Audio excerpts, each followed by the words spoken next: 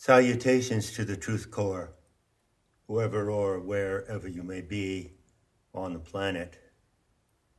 I'm sitting here in the corner of the studio on a very blustery winter night, listening to the wind pound at the house as it races over the hills in the mountain farmlands of a little fairy tale kingdom tucked between France and Portugal. And it feels like a moment to invite you for some light chatter. Chatter on my part, since I'm the one who's chattering and you're the one who's listening. I tend to take on some heavy subjects now and then, so let's say at this moment, this evening, I'll go a little lighter. In fact, I'll bring up something that's almost trivial to consider. What's that? Well, it's the intrinsic value of being human. Obviously, I can't see your faces right now. I can't see your body language either. So I have no way of knowing how you react to that phrase, the intrinsic value of being human. It is, after all, only a phrase, and as I say, a trivial one.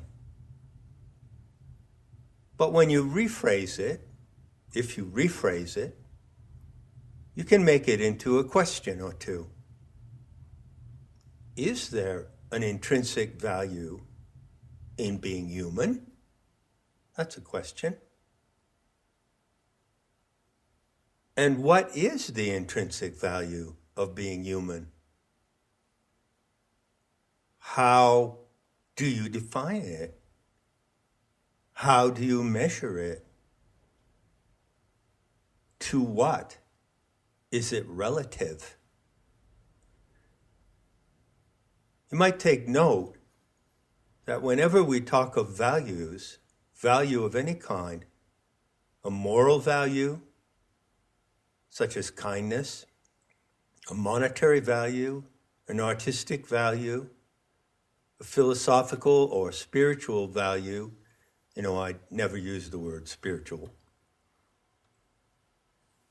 It's worth taking note that values can be posited. It is a value to be kind, but they can only be defined and determined relative to something else.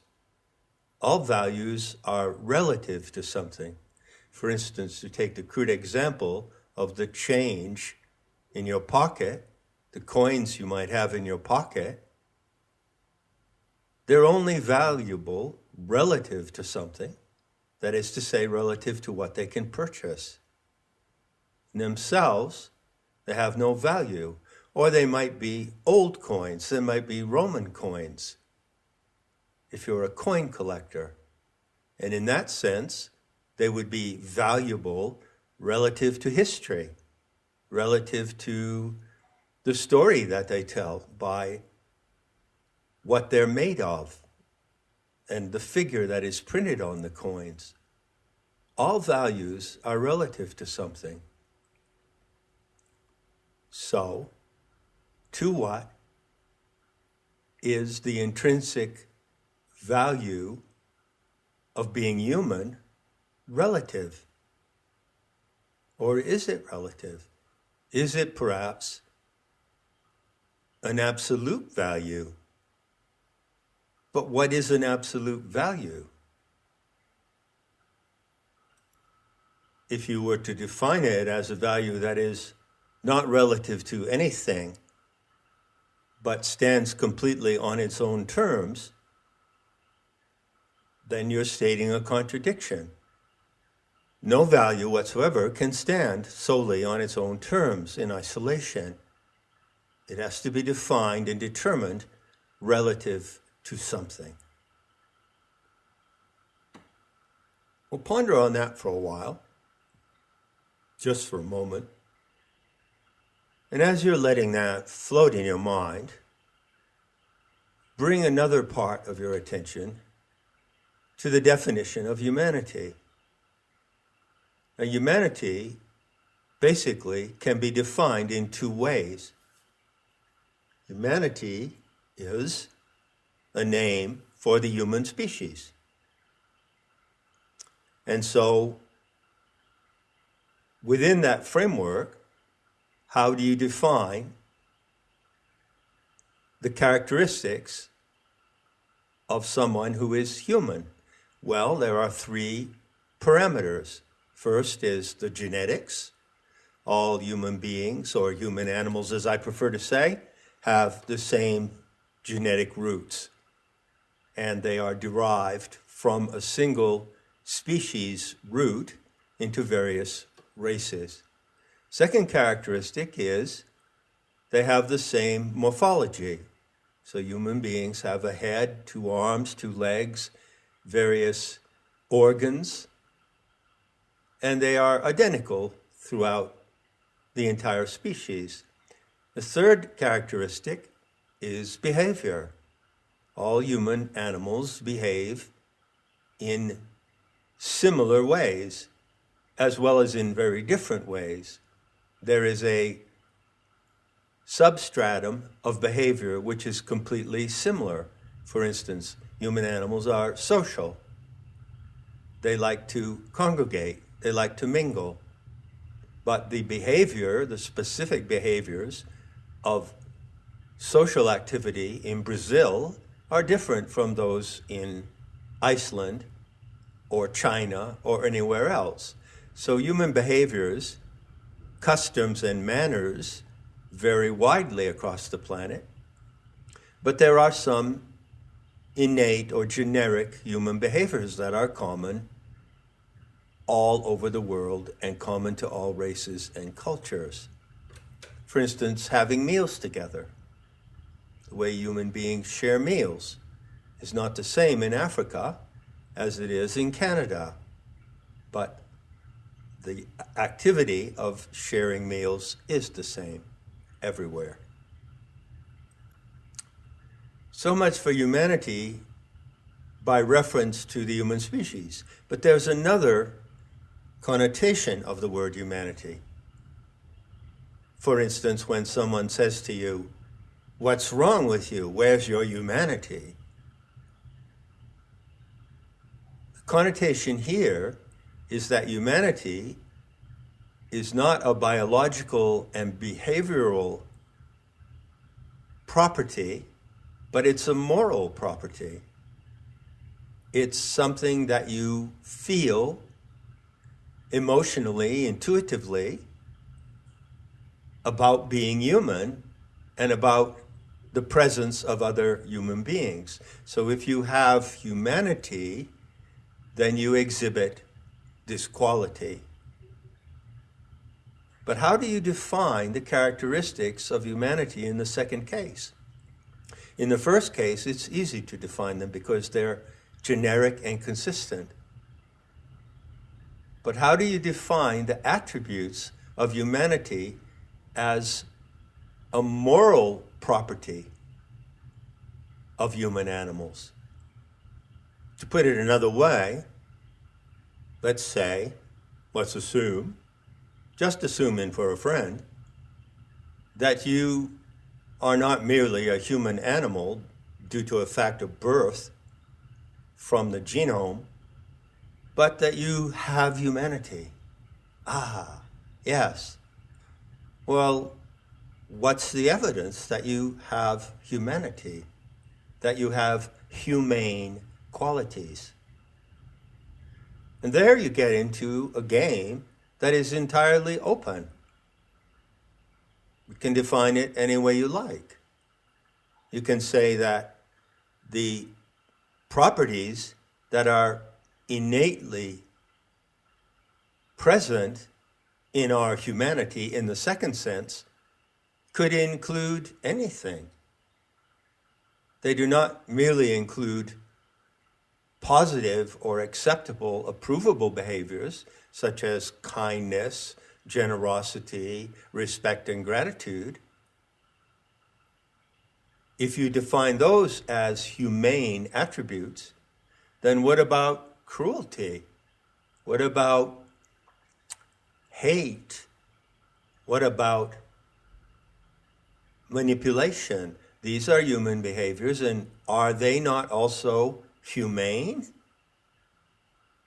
Anything that human beings do, anything that they exhibit in their behavior is humane, whether it's positive or negative. So you don't really get anywhere, or it's difficult to get anywhere, grappling with this second concept of humanity. You can see that it's an open field. It has the values imputed to it,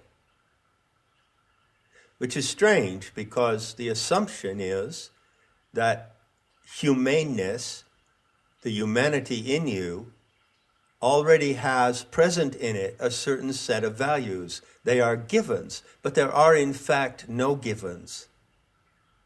Not really. What is humane is simply an imputation, an attribute that is posited, but not an attribute that is essentially found.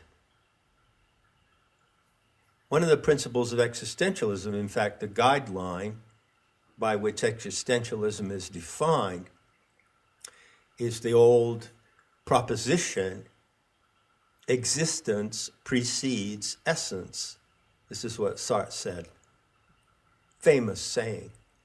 Existence precedes essence.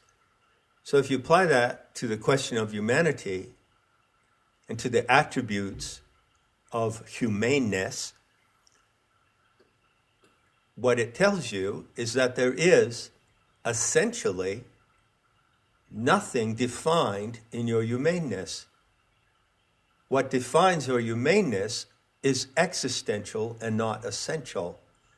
It is whatever you demonstrate by your behavior as you exist in a particular moment and in a particular situation.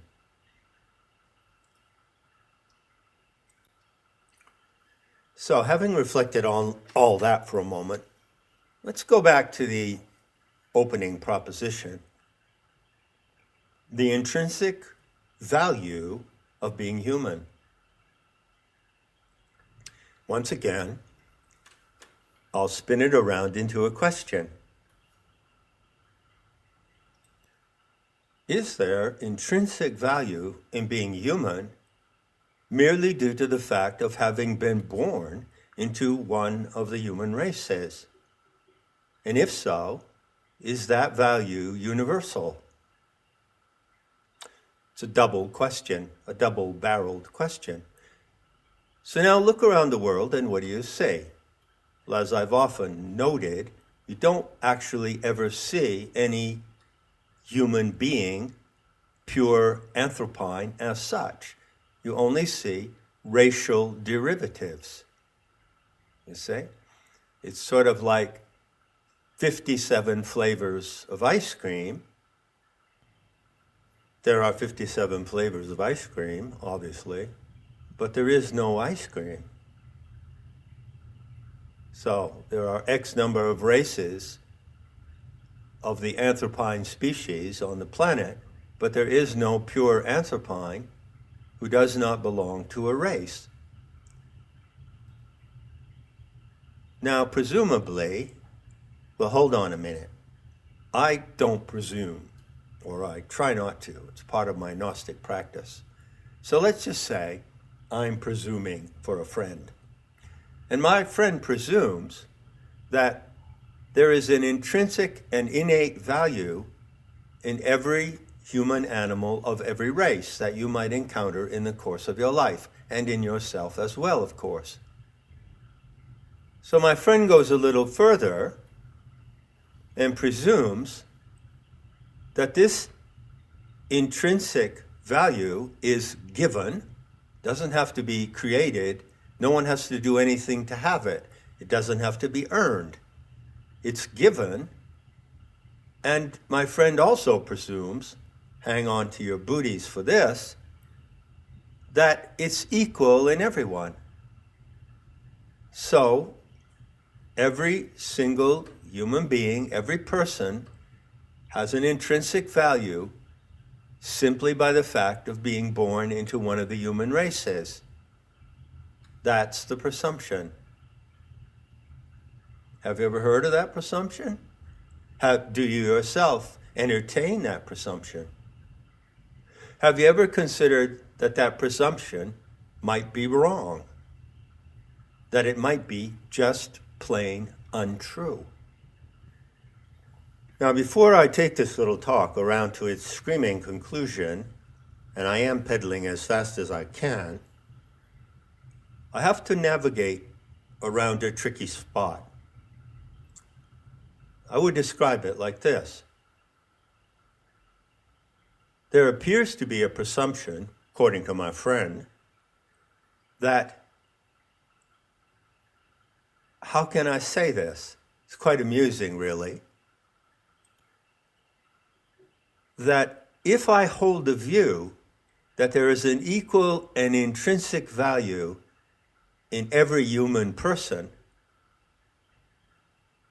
then that makes me look like a good human person. If I attribute that value to others unconditionally, then I also attribute it to myself. And so everybody's covered by the policy. And I can be regarded with approval.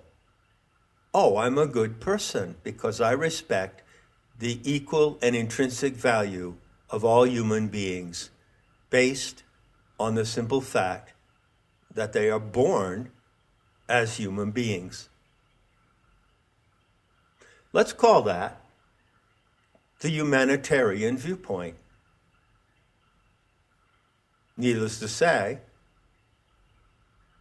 those tads in the world who like to present themselves as humanitarians hold that view, don't they?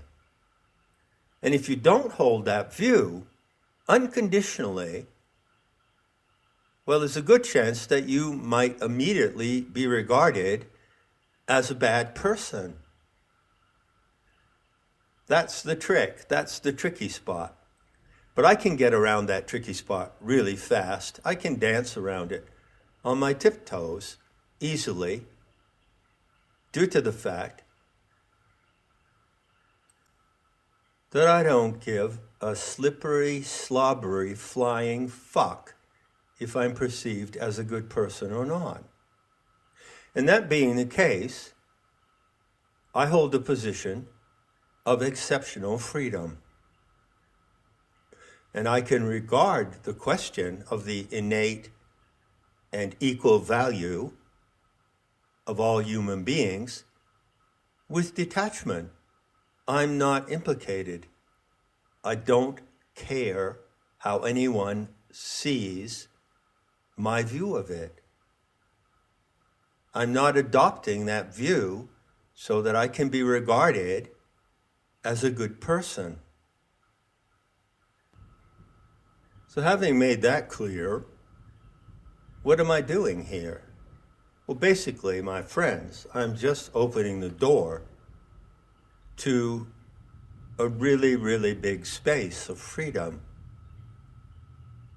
The freedom not to be obligated to regard all people as having an equal and intrinsic value. But hold on, because it gets even better. Not only am I not obligated to view others in that way, but I'm not obligated to view myself in that way either. And so I don't.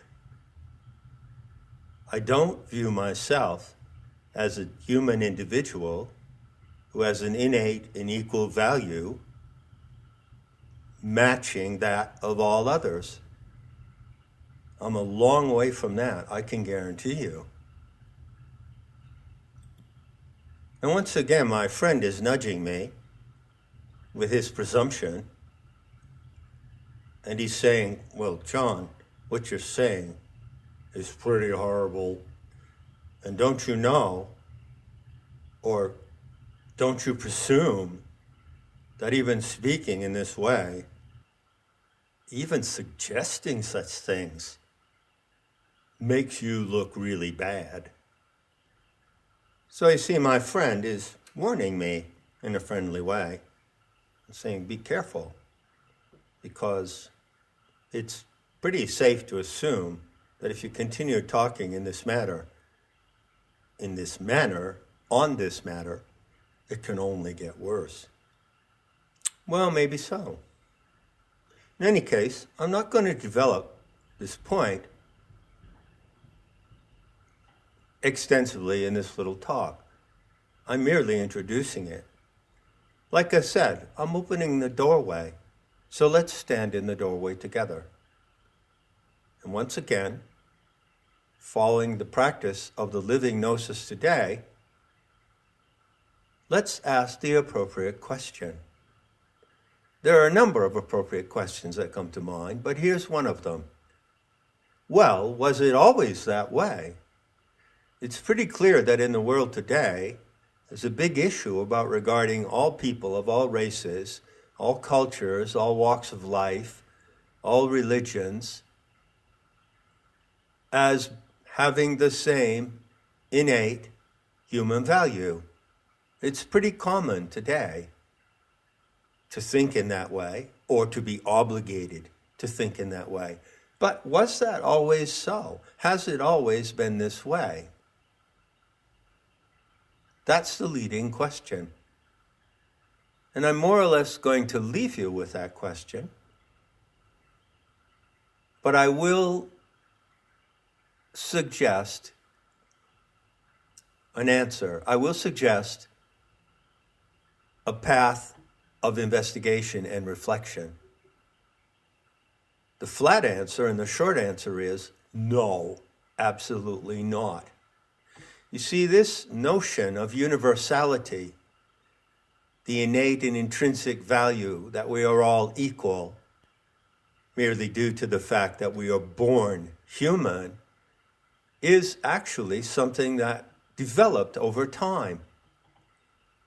And there were many places in the world, in many cultures, where that concept did not exist. It was entirely absent.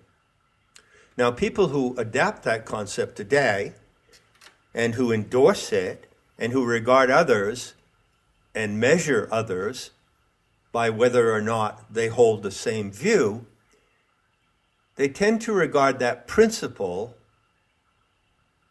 of universality as being a high achievement of civilization. You see, the civilizations, they admit, they acknowledge that there were civilizations in the past, whole cultures that existed for centuries, who did not hold that view, who did not look upon themselves or other human animals in that way. But they say that was barbaric, that was uncivilized. And today, we have reached the pinnacle of civilization, and there are several characteristics that tell us we're at the pinnacle. One of them is, of course, our fabulous and fantastic elaborate technology that we have created and invented in recent years. So there are our concrete achievements, consider our concrete achievements. But there is the moral achievement. It's a great, great moral achievement. It's the pinnacle of moral rectitude, to look at everyone and look at yourself and nod your head and say, yes, yes, all have the same value. Human life is to be valued in and of itself, essentially, not existentially. And that value stands in complete lack of relation to anything. How did those other cultures determine the value of a person, of a man or a woman, of a child, of an adult? They determined the value of that human person relative to various factors, mainly two factors. The first one was the conditions of birth. If someone was born into a slave situation, someone was born into a family of merchants, someone was born into the aristocracy, someone was born into the role of emperor, like Marcus Aurelius, who was emperor of the Roman Empire. And the second factor was performance, the way that that individual behaved. So people were evaluated on those standards. There was no notion of regarding others unconditionally as having inherent value. Value was based on something. It was relative to those two concrete factors. The circumstances of birth, which used to be known as fate, and the evidence of performance, what that individual actually did. And the variations of these two factors are quite interesting. For instance, let's go back to the pagan era, go back to, say, Greek and Roman civilization. At that time, you would be born into a certain class. Let's say that you were born into a merchant family. You belong to the merchant class. You have the attributes and qualities and values relative to the circumstances in which you're born. So let's say you're born into a family who trades in olives, and you choose to become an olive trader and to follow the tradition of your family. So you accept your fate. You don't try to be something else other than what the cards show, the cards that life dealt you. You play the hand that is dealt you. Then comes the second factor, your performance. Well, how do you play it? Well, you can be a good merchant, a bad merchant, a generous merchant of olives. You can be a crook. You can cheat and deceive your customers. You can swindle money from the company, you see? And take an emperor like Marcus Aurelius. Marcus Aurelius didn't choose to be the emperor of the Roman Empire. He was born into it. And then he behaved in a certain way. And you really ought to go learn a little about him and see how he behaved. Go read his meditations. It says a lot how he behaved and how he treated people. And one of the striking things you can learn from reading his meditations is that Marcus Aurelius treated people equally, but he did not consider them to be equal. There's a difference between treating people equally and supposing or presuming that they all have an innate, intrinsic, and unconditional value. For instance, if I have a hardware store, which I've inherited from my grandparents and my parents, and I run the hardware store, people come in to buy tools, and I treat all the customers equally. But I obviously do not consider them all to be equals. So if someone comes in and I can see that they don't know how to use a power saw, I would be very careful in selling them a power saw, and I would talk to them about it first.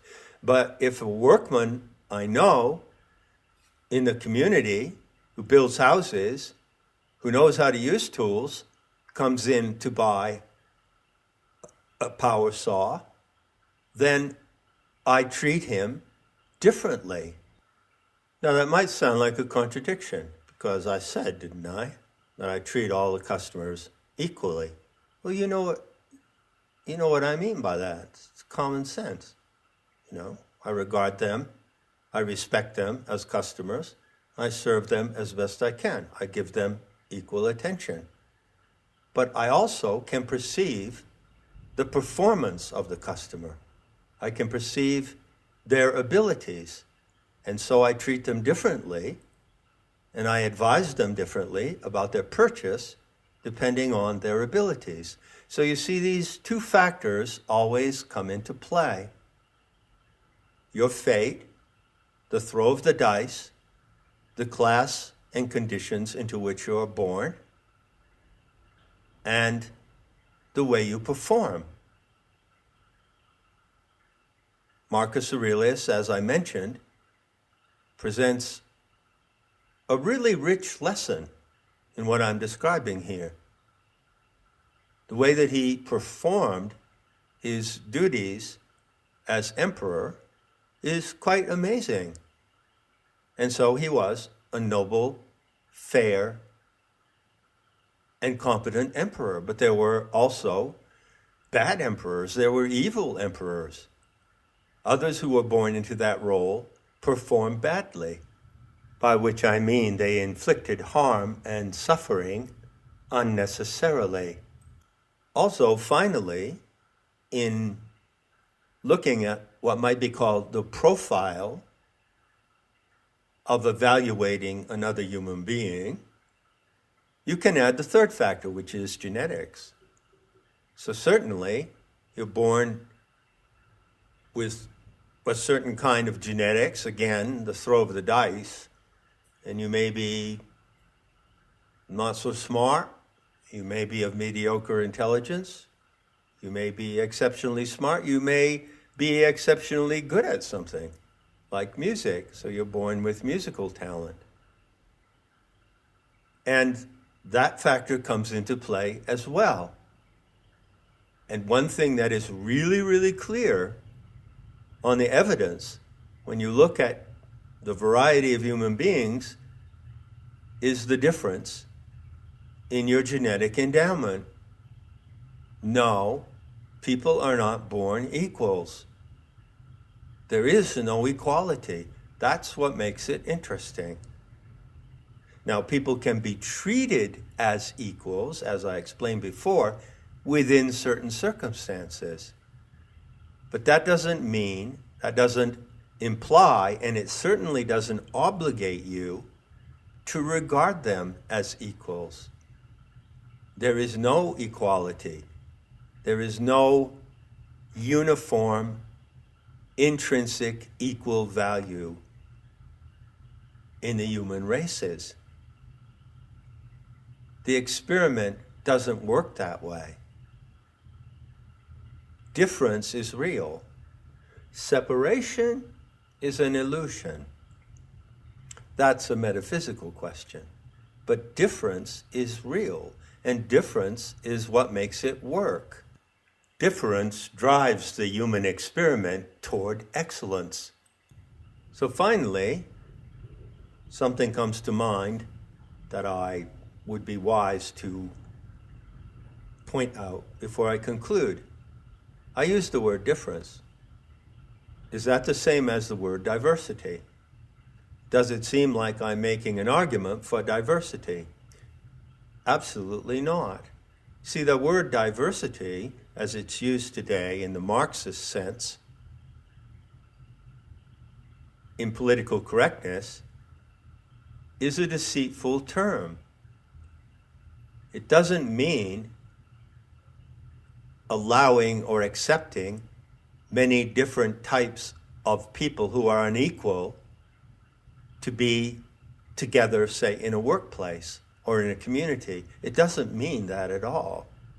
It means that diverse peoples ought to be all considered equal. That's what it really means. So the lie of equality is contained in the plea for diversity.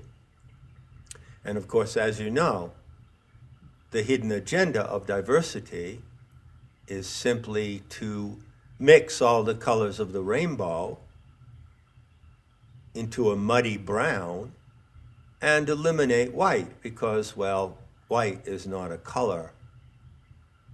So your refrigerator doesn't have a color. Snow doesn't have a color. Clouds don't have a color, do they? That's diversity. The elimination of white and the treatment of all other colors as if they are equal. So I'm not arguing for diversity, obviously, but I will point out in conclusion that those who promote this idea that there is an intrinsic value in being human, and you must recognize it according to the UN Declaration of Human Rights, are the same who promote diversity. And they are also the same who are currently ruining the world with their plan for a dystopian future. So you might be well advised to look and see that great beacon of hope, that great beacon of humanitarian idealism that shines over the dystopian landscape. But don't be hypnotized by looking at that beacon, as so many are, and in their hypnotic state, they utterly fail to see the destruction being waged in the name of universal equality and the intrinsic value of being human. Enough said, and I'll be seeing you in the beauty to come.